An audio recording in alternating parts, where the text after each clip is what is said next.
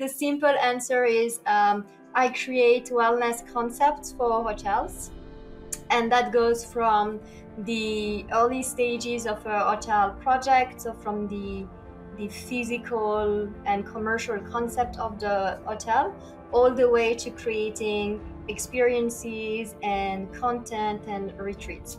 Tourism, when set up and implemented properly, can be a really good tool for change and improvement in destinations.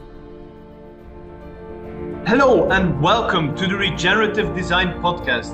I'm your host, Mathieu Mehuis, and each episode I interview leading authorities in regenerative practices, people who excel at doing well and doing good.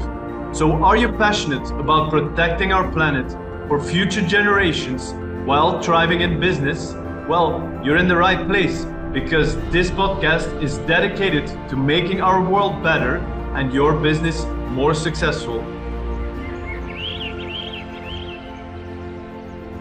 Hello and welcome to another episode of the Regenerative Design Podcast. Today we have an amazing guest. Her name is Celine Vadam, and Celine is a public speaker. She's also the founder and CEO of We I Think. It's an amazing consulting firm that is specialized in the hospitality industry, focusing on sustainability and wellness. And she just finished an amazing project with the world-renowned luxury company Four Seasons that most people will probably know.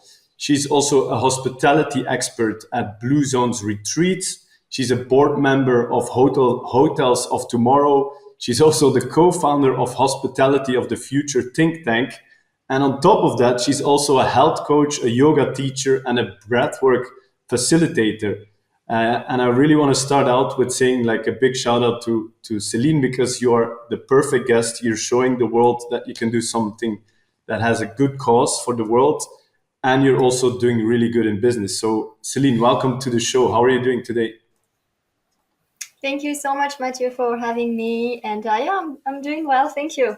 Yeah, nice. So I want to start out with maybe a rather unconventional question, but when you go to a dinner party and everybody is talking and it's like cozy, and all of a sudden the room goes silent and somebody looks to you and they say, "Hey, Celine, so what do you actually do for a living?" How do you answer that question? I say that in general, it depends on the crowd. I would say, because some might not understand what I do, but like the simple answer is I create wellness concepts for hotels, and that goes from the early stages of a hotel project, so from the physical and commercial concept of the hotel, all the way to creating experiences and content and retreats. Yeah, that's amazing. So yeah, that is quite well explained, because your resume is quite impressive. All the things you've already achieved. So tell me, where did all this start? Were you like born in a hotel, or how did all of this happen? It started because I've always thought that tourism can be, when set up and implemented properly, can be a really good tool for change and for like improvement in destinations, because the tourism brings capital, brings skills. It also have like a really wide, it touches a wide range of businesses in a destination. So I was always been very interested in how you can use tourism for good and to bring good things into destination, and also a way to share the local culture, the local heritage and beauty, and really be like a tool for communication also between people, and getting to know something different and different people. So that was really where my passion for tourism started. And from there I did my MBA, and then I went to I started working for a consulting firm in London, doing tourism development project, but also hospitality projects. So Mhm. that's how I saw that in the tourism industry, hotels are like a mini city. It involves so many people, so many different skill sets. It touches also a lot of people, both from like employees, guests, and all the different professions that collaborate with the hotel. So they have a really big impact on their locations. And then when you start going into like brand levels, or you can have an even wider impact. And I really like the hotel environment. So I've never worked in a hotel actually, but I worked with so many hotels from development stages to pre-openings to operations, renovations.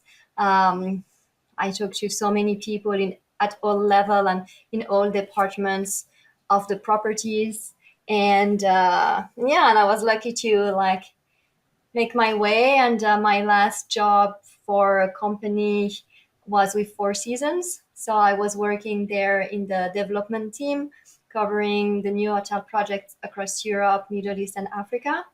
And actually, I'm super excited to see like one of my latest projects there that opened in a few weeks ago, the Four Seasons in Mallorca and Spain. And then I set up my own company 4 years ago, continuing to work with hospitality and on the development side of hospitality. So the early stages of the project, like studying the market, the feasibility study, working with the designers on the like bringing the commercial concepts so they can have something to support their design, and not just designing something and say, okay, let's this looks pretty, but how can that work operationally? Are people going to come? And like all these kind of things um, that are really important actually, and should be coming first and not second after the design.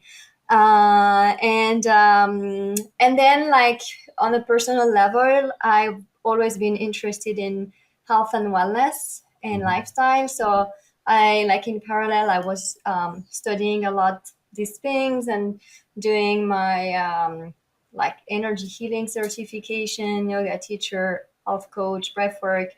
And also with Four Seasons, I was working on the global wellness strategy for the brand. So I was working on the F&B, like healthy F&B strategy. So I worked with all Nice. the chefs and F&B directors and nutritionists, dietitians. Um, so I have a sweet spot for F&B. And I work with all the spas and also like designers how to improve the experience to make it wellness throughout the property and not just at the spa.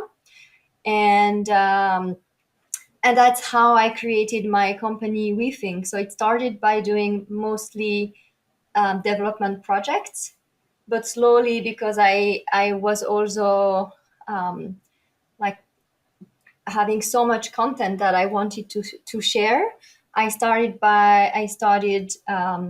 working also on creating experiences for operating hotels Mm. and creating content and retreats. So that's how I started to work with Blue Zones, Yeah. and I became the well, I'm still the the Blue Zones retreat person. So I created a retreat program for Blue Zones based on their longevity principles, and then like finding hotels to collaborate and host the retreats and delivering the retreats. So I delivered the first two retreats in Costa Rica and in Mexico in June. And the Wow. next ones are in Japan and in the US in Nice. October, November. And we have like more to come on the pipeline. So that's very Nice. exciting. So that's really mixing everything, like even from your health background to business expert. hospitality. You're bringing it all together in your work. I love that, and I love the fact like why did you start this is because I agree with you that hospitality, even restaurants are doing it now. It's more about hotels specifically that they can be really an example to the world of like, okay, how can we create something where people from overseas or from further away come to experience something, and how can we help to develop the community, have a positive impact on the environment. So I think hotels a can have a big responsibility, and it totally adds up to the experience that I would love to talk to you more about, because I feel like there's a bit of link of the COVID crisis. I don't know if it was a coincidence, but I think the hospitality industry had a big, was struggling because of COVID. And then now it's like, okay, how do we want to differentiate ourselves from an Airbnb? And I think most of it has to do with the experiences. Like, can you talk a bit more about that? Sure. So COVID impacted the hospitality industry, not just for like hotels, not just from the guest perspective, but also the employees perspective. Hmm. Um, and now it's more important than ever to work on the experience, and the experience not just for the guests, but also the experience for the employees. Like how like a lot of people after COVID didn't want it to work in the hospitality business anymore because the hours are long, you have shifts, so it's very impactful on your health. The salaries are not always great, so like the hospitality industry had to really do something and be creative and make sure um, that they can deliver a good working experience to the employees, and Hmm. that's also translating to the guest experience, because a big part of what makes a hotel successful is not just the design and like the infrastructures and the services. It's also the employees, and that's something that especially coming from Four Seasons, it was something very important there. Like the golden rule: treat people how you would like to be treated, and making sure that the experience is really animated by the employees, and like and so in terms of experience, I think that now it's kind of a word that goes, like you can it's kind of overused sometimes, like Yeah, sure. um but I think that for me, like ensuring a good experience means making sure that the guest is leaving the property um like happier and healthier and more relaxed, and in a better state that's when he came. So like from a wellness perspective, and I think hotels who want to really be into the wellness space, like truly meaningfully be in the wellness space, I think that should be the objective. Yeah, I see it. I agree with that. And how much do you think that the environment has an impact on this experience? Well, the environment kind of creates the container for the experience. Hmm. So like having and especially like there are so many studies showing the how all our senses are actually um, triggered and very reactive to different stimulus. So like smell is important, and it's like the smell is linked to memories, the same as the noises or like the music that you can put, or the colors and how the colors impact people's mood, and like the physical touch and the material you're using. So there are so many ways to create an intimate relationship with guests through designing an environment that um, like touches on all these different senses that put together will make the guests like remember, and like every time they smell lavender, they remember of being in this really nice room and sharing like a nice time with their family, or like all these senses are associated to memories. And then once you able to really create memories with the guest, then it's really like a win for you, because that's the best PR and the best thing that and the best way for a guest to remember your hotel forever. Yeah, I agree. Like the whole four senses, or even maybe a fifth sense that is also triggered. Um, so yeah, that's really cool. Now, what do you see from your experience? What do you see as the biggest challenges that new developments in the hotel industry are facing? What do you think is like the top three? Well, first is a lack of originality. Like there's a lot of copy pasting, Mm-hmm. especially in the wellness field, like because something works somewhere, you just like do it. And when you look at spas, they all have the basic things, like sauna, hammam, jacuzzi, and so it's getting a bit boring, Yeah. especially as there's so much out there to really create. First, to create things that are very unique, and also to really connect with the local local wisdom, local Mm-hmm. culture. And by digging a little bit more onto the local lifestyle and local um, like wellness treasures, I would say, you Yeah. can really create something like very, yeah, very, very unique and different than what everybody's doing. So I think, yeah, the lack of originality is a big one. Um, then maybe like a misconception of what wellness is, Mm-hmm. and a lack of definition. Like the range of wellness is so wide that you can go from something very light and like just having a spa with pampering services, all the way to being like very hardcore medical and tracking and testing and all that stuff. But there's so much in between. And so like sometimes, like a lot of time, like investors or like developers, they don't know what they're doing from the wellness perspective. So they just put a bunch of things together, and yeah, like ice baths are cool, so let's just put an ice bath. And this is very trendy, let's put that. But they don't really know how to put like a holistic experience that will be transformative and that will be really like effective together.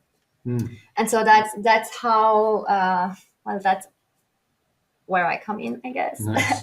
to really like help do that and really have something. And also, like there's this idea that all these medical clinics are big money makers, so everyone wants to do like a clinic La Prairie or Sha Wellness Clinic, and but it's really not true. And there's also, because there's a lot of a lot of things to take into consideration when going into that space. Like these are clinics, they are not hotels, No. and there are clinics with beds and not hotels with um, like testing rooms. So the fact that this is their concept starts as a clinic, you have a lot of things involved that you don't have normally in a hotel. The doctors, the all the liabilities, um, the type of people the type of staff you need to have. Like there's so many things to take into consideration, and that's not for everyone. So being clear on like having a strong concept that will also last the test of time, and that will still be relevant, and that's very also like authentic, is important. Yep. And that's actually the second step from like being like all the same, like lack of creativity. So that would be like having like a strong Yeah, that's concept. linked. and and then the third point, I would say, it's still linked to that, but um, like making sure that you're building a place that is right for what you want to do, where you are, um, for taking into account also what you want to achieve, um, like what are also your values and your vision, like if you're into sustainability and like how can you integrate and translate all the values that you want into your project, and Hmm. not going too much, like sometimes developers got a bit um, scared, or so they try to go too quick, and Mm. instead of first having a strong concept, they start thinking, what brand can I bring in? Mm. What can I do to have that brand? Or but it's not necessarily relevant for that specific location, or Oh like yeah. what's the best use um, of this location. Yeah, nice.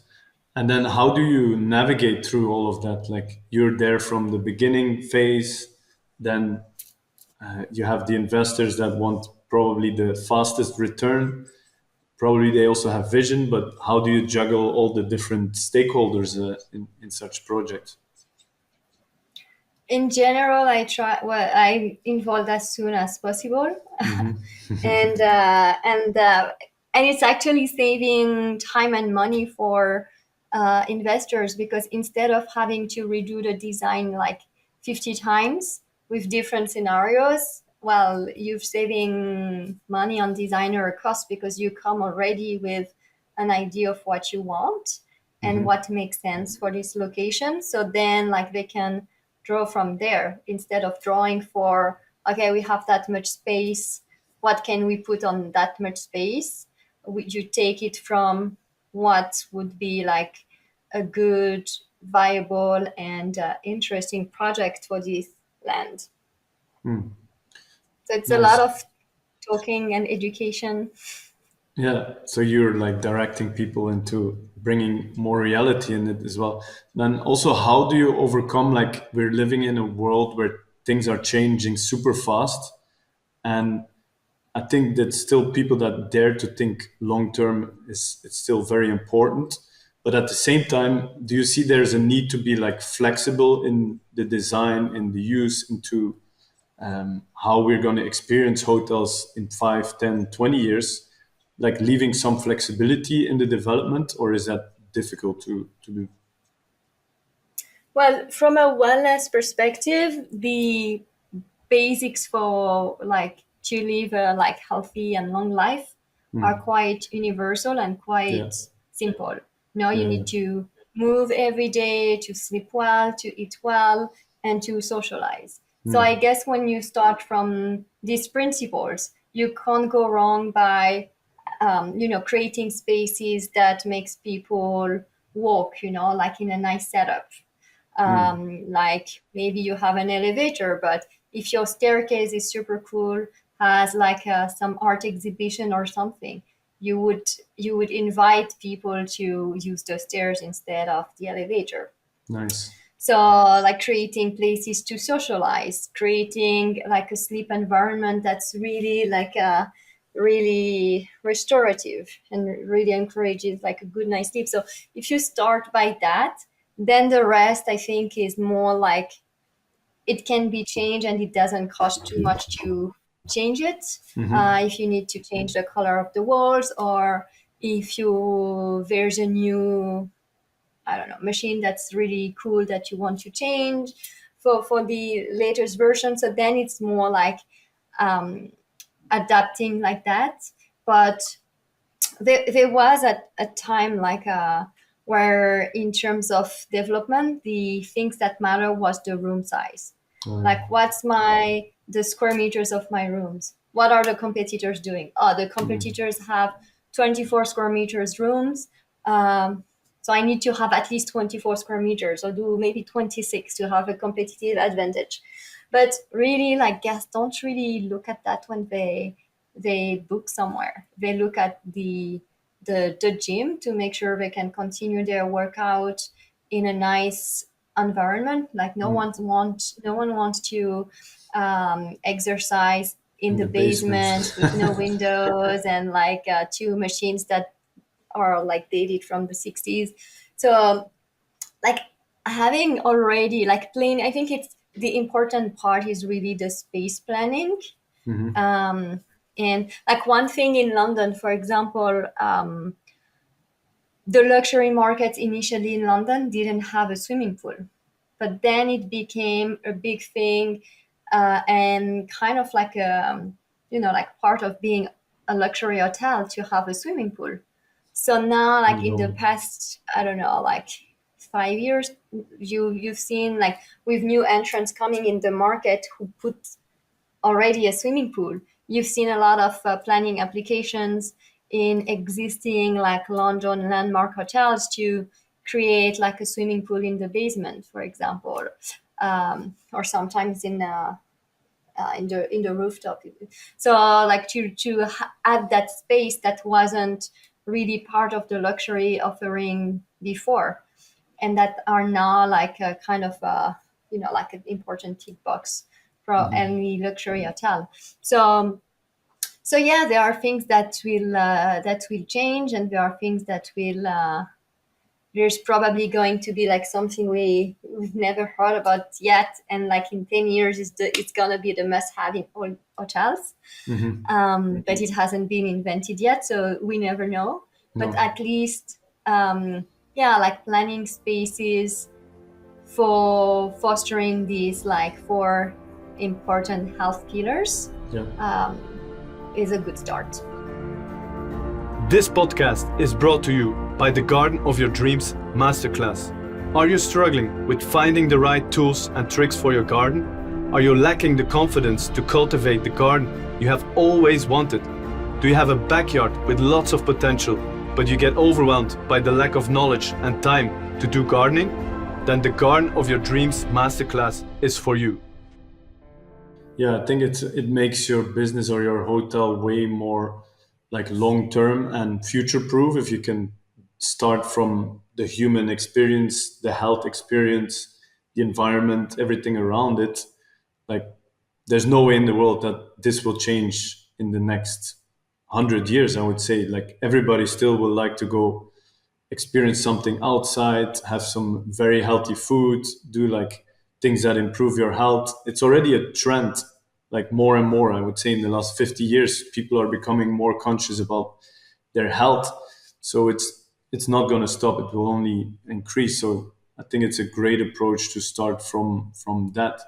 Now, also part of the blue zones of the world, like okay, we have the blue zones retreats, but generally what the blue zones are is that they have certain things that kind of happens everywhere in the world. Can you help us and refresh our minds what like the key things are for blue zones? Yeah, so blue zones are clusters in the world where there's a high concentration of centenarians. And the five original blue zones were found in Okinawa in Japan, on the island of Ikaria in Greece, the island of Sardinia in Italy, the Nicoya Peninsula in Costa Rica, and Loma Linda, which is an area in California in the US. And from the study of these areas, there are like 9 principles that have been found. So even though they were scattered around the world, they had different geographical realities and different like different activities that they were doing and things like that, different cultural differences. They all like have these principles in common, and they are moving naturally every day. So they don't necessarily go to the gym, but they are active throughout the day. They have a sense of belonging, so belonging to their community, belonging to a certain faith. This is the social aspect. They put their loved one first, so they have these intergenerational families, or they make sure that they allocate time to spend with their friends and their families. They have a sense of purpose. So when they wake up in the morning, um, they yeah, like they have a reason to get up in the morning. Mm-hmm. That's driving them. They downshift. So in our today's world, where it's always go go go, like you need to be productive, they know that you can't be productive if you can't drink from an empty cup. So you need to find time to really like chill and slow down. There's one principle around eating wisely, and that's like they are mainly plant based, Mm-hmm. and they eat a lot of vegetables and fruit and beans. Mm. There's the principle of the 80% rule. So they don't eat until they're full and can't eat anymore. So they have like like more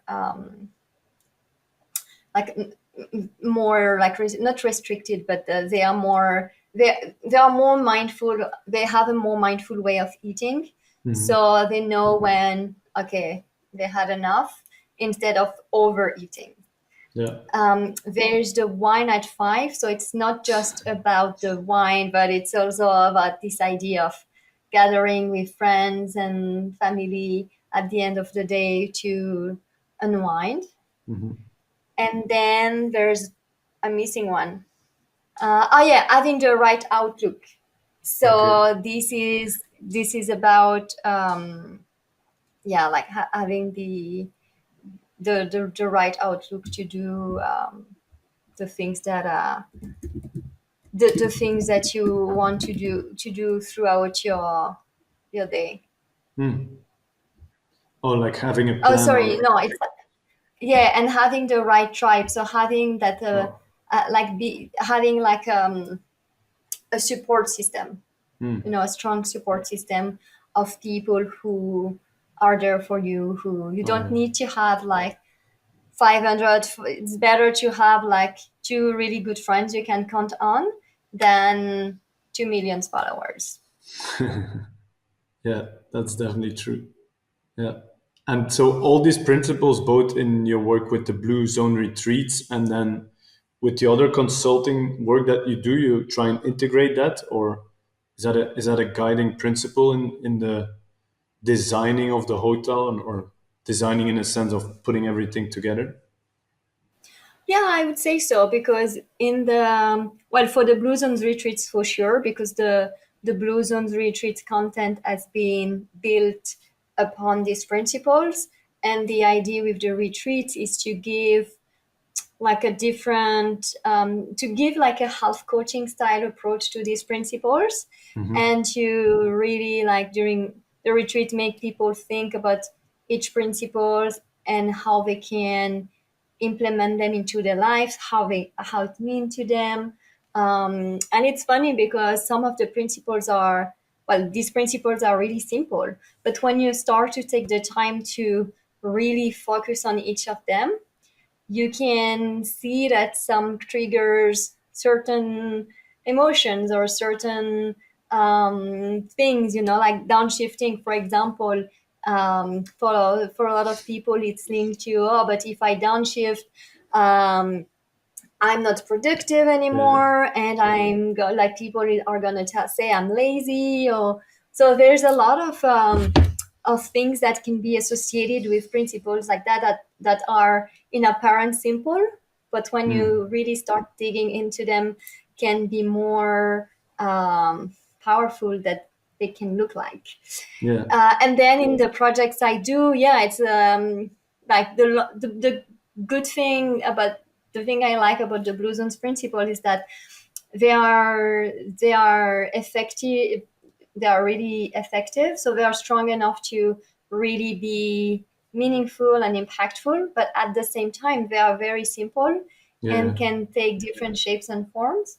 So you can really implement them in different in different perspective, and I think they are good to be used as like a base, like this is the minimum, like the base structure that you need to put in place, and then from there you can expand, and maybe I don't know, the owner really is really into Ayurveda, and he wants to create some specific Ayurveda theme around the hotel, and everything will be around the Ayurveda, so Yeah. then you can build on the basic principles, um, and do something that's really relevant for um, the location, the market, the owner's vision. What would be also something unique in this place? Yeah, yeah. I see that does make a lot of sense because yeah, you have and this reminds me of a quote that I came across a couple of years ago. It's like a lot of things in life are simple, but they're not easy.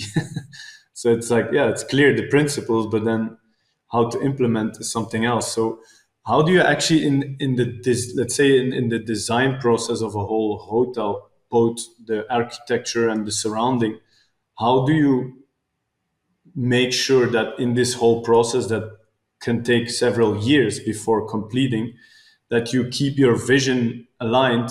Because in the reality often what happens is like oh, the budget is decreasing or there's been extra costs, and by the time you get to the landscape or the environment, a lot of like cuts have to be made. Is that something that you have come across, or is there ways to overcome that? I think there are ways to overcome that, because the these principles are not things that necessarily requires like big investment. Like moving naturally, it can be creating walking trails, or like having some. If you don't have the space on property to create walking trails, having like a map for people to do some walk. So I think there's always a way around, and the way to maintain the vision is to really have like a strong concept at the beginning, Yeah. making sure like what are your non-negotiable, what you're trying to achieve, and then if you need to go with I don't know, material that is a bit cheaper than what we had in mind at the beginning, it's fine, because it doesn't impact the essence and the vision of the overall concept.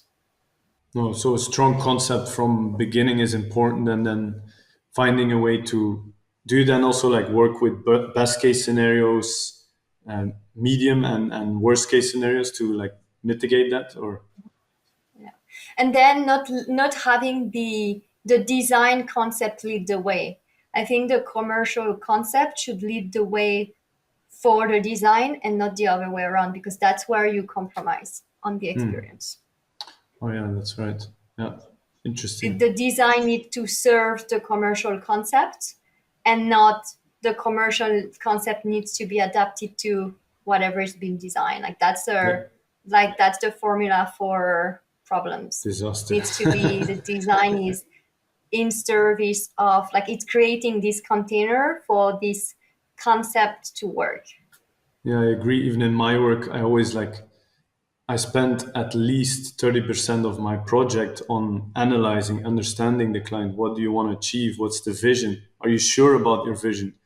Like before I start designing, I really need to know everything. I tell also the people that I'm teaching how to design their own garden, you have to think like Sherlock Holmes, like also understand your environment, walk your neighborhood, talk to people, like gather as much information before even touching a pen on the paper.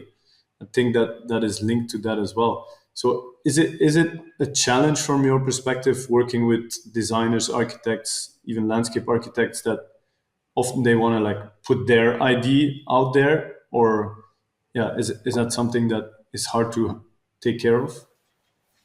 No, I don't think it's hard, and it's funny because the last few projects I've done, I actually came from architects. So they were working with some owner who wanted to do a wellness concept, and they asked me to come in to do this initial concept, Oh and then we wow. were working together on the design, and me like giving some inputs on what would be like useful for the experience, or some ideas. And it actually, I guess, it made their job easier, because Hmm. instead of starting from a blank page, Hmm. they had at least some guidelines, that they could work with.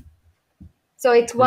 it's not about creating some strict boxes that they need to fit in, but it's more like giving them some guidelines, that at the end kind of, yeah, facilitate what they're doing as well.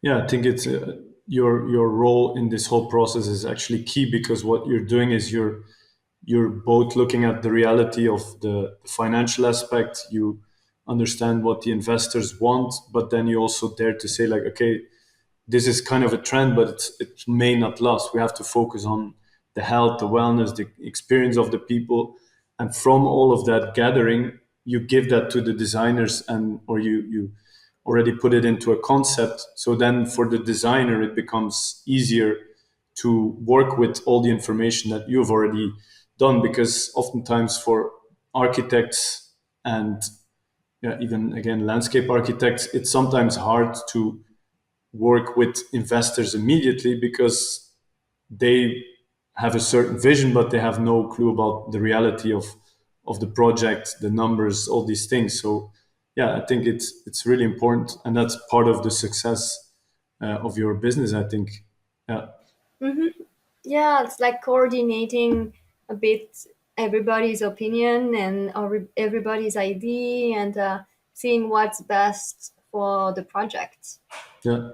And then also having that sense of being more agile, meaning like, okay, we have a concept, we're going to build it, but maybe as we start building the surrounding in 4 years, we might still adapt the planting or still make some changes to even still improve the project. Is that something that you have experience with, like along the development itself, still like adapting to the needs that are there at the moment? Yeah, well, you always have to, like readjust along the way, and so yeah, like that's also I think it's also skilled, like when you do hotel operations, it's to what point do you continue with something, like analyzing what something is working, but also analyzing what something is not working, and when it's time to change, and like why it's not working. Sometimes it's just a small detail that make that the thing doesn't work.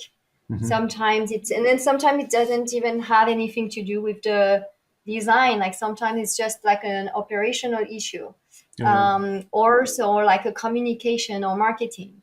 Um, and sometimes, yeah, it requires a bit more, like you see it, especially I think in with F&B concepts, where you have like a restaurant concept that, again, in the F&B world there's a lot of copy pasting too, Hmm. and thinking that, like that's the thing I saw a lot with sushi restaurant, because sushi restaurants work, like now we think they work everywhere.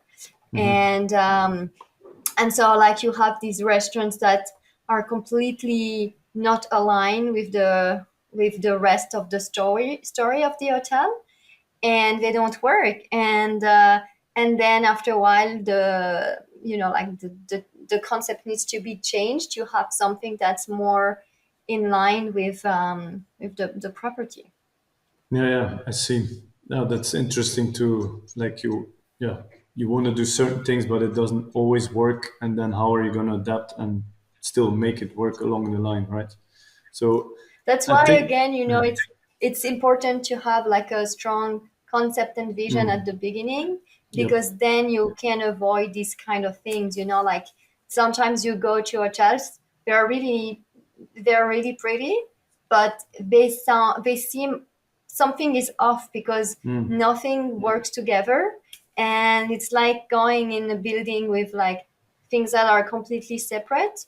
mm, and yeah, and it doesn't work. So that, because you had like one person in charge of the F&B, one person in charge of the spa, one person in charge of the rooms, one person in charge of the like the common areas, and then like they had different, they just put it together, and it seems Mm. like a patchwork of things put together Yeah. instead of a really like smooth and integrated offer. Yeah, I agree. For the like the holistic experience, it's super important to put everything together. And then, yeah, before we start wrapping up, I would still like to talk about the sustainability aspect of the hotel industry and how, like we started with this, like how hotels can be an example for other people and how visitors can actually learn something about the environment, for example. Like how do you see this, that this is important for the future? Like when you build a new hotel, what do you do with all the surrounding, and how does that impact the experience of the visitors along the line? I think there are so many ways to work with the surroundings, the landscaping, and treating the landscaping not just as something there to be pretty, but Hmm. something there like that can be such a cool educational tool as well. You know, like there are so many um, medicine plants or Yeah. like fruit trees or vegetable tree like plants or that you can use that look pretty, and then that can also like provide food or provide herbs to make some infusions in the evening, or like be used for spa treatments, or you can Hmm. really use the landscaping to have the landscaping coming into the experience and Yeah. being really like an integrated part of it, and Yep. not just like a nice to have garden. Yeah, not like just ticking the box. We have some green at the end of, and then put a bunch of plants in. I agree. I think it's a huge opportunity again for the. And I talked about it with our dear friend Sam Eric. Like, how can hotels of the future differentiate themselves to the ones that already exist? And then it's really about, okay, how do you enter even a hotel? You always enter through the landscape, usually when it's more on the countryside. So that first experience is very important, I think. And then on top of that, like imagine going to a hotel and learning about gardening, taking some ideas home, or learning about permaculture, and having like this is value creation. If a hotel can create that, they will tell it to friends and family, like, hey, I went to a hotel, but I didn't just like swim in the pool. I learned about gardening and about sustainability, even the whole water system of the hotel that is completely reusing the water. They explained it, or some parts of it you can see and visit. I think that in that sense the hotel industry can or is becoming an example to the world. Yeah. And I think it can also help with seasonality, Hmm. because the nature is changing all the time throughout the seasons.